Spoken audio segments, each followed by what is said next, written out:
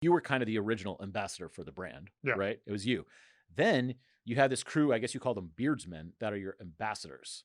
And this program seems to work pretty well. One guy particularly, you know, and I say this with a staunch history of heterosexuality, but Greg Berzinsky is the most handsome man I've ever seen in my entire life. Yeah. I think he's also like your height.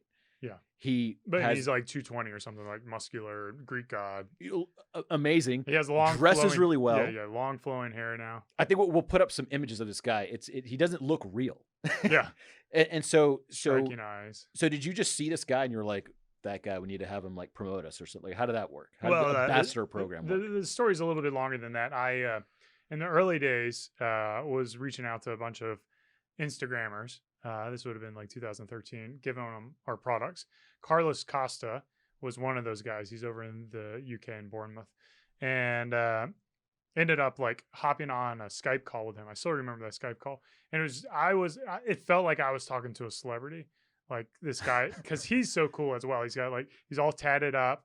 He's like, again, another very handsome, attractive person, beautiful hair, beautiful beard, and just like really cool demeanor. Like he's like this quiet, laid back guy. And he's like, yeah, man, I like your products. I like your vision. I like what you're doing. So we were able to convince him to kind of be our first like paid like influencer, right? So his first job for us was just like creating content and then establishing relationships with other people in the space, because he was there, he could speak the language. So he ran across Greg Berzinsky, and Carlos is the person who established that relationship with Greg.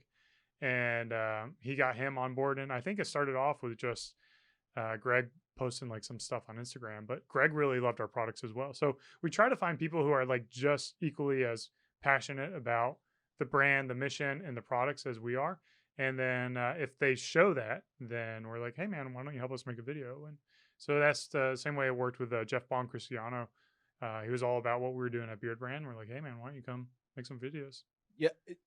I always thought that was a good idea, because I don't want to tread lightly in it. It's like something, if I see an Indian guy with a good haircut, I think, oh, like I look like him. Yeah. Like I can have that haircut. Whereas like your haircut, you have different color skin. You have different aesthetic. Yeah. And so I just think like, oh, I look like that guy. I can have that. So it's interesting to have all these brand ambassadors with like very different looks. They each have their own kind of thing going on. Oh yeah. Some guys are all tatted and some guys are not. Yeah. So, I mean, for a little bit of reference, like I never wanted BeardBrand to be Eric Brand, like, because I also know I have like this kind of weird personality.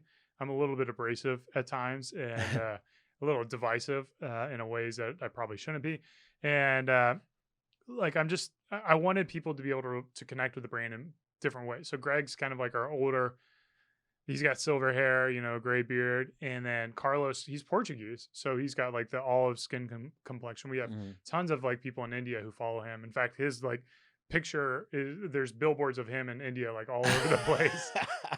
And then Ben Wilson's over in Germany. He's of course a black guy, and has like a really curly beard and completely bald head. So he's kind of like our bald guy. And we all change our styles up a lot too. So it allows us to create a lot of different content.